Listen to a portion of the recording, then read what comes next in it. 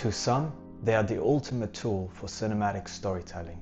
To others, they are annoying mosquitoes or privacy-invading machines. But the truth is, the world doesn't agree on drones. Now, depending on which border you cross, you're either a creator or a criminal.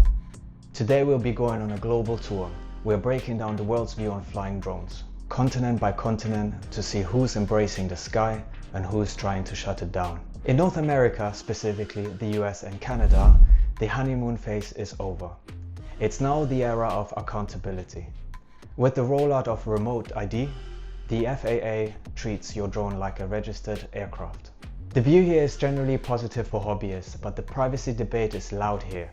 Follow the rules or pay the price.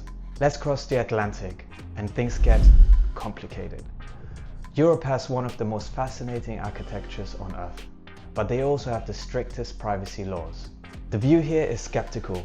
People value their quiet time and their privacy. And the vibe here is pretty much, even though you can fly, the locals may look at you like you shouldn't. And this is where the narrative flips.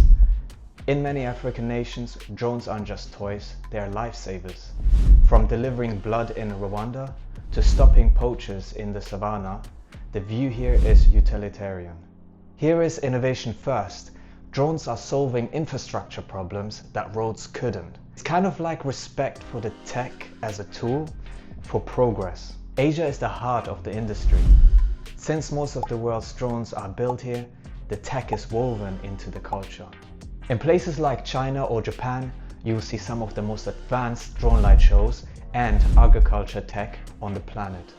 And the view here is proud and tech forward, and the vibe is like the future is already here. These two regions share a common theme, the environment. In South America and Oceania, the focus is on protecting the wild. The view here is protective.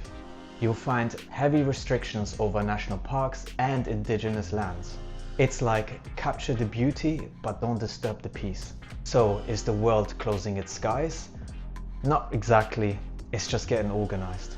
Does your country treat drone pilots like photographers or like a nuisance?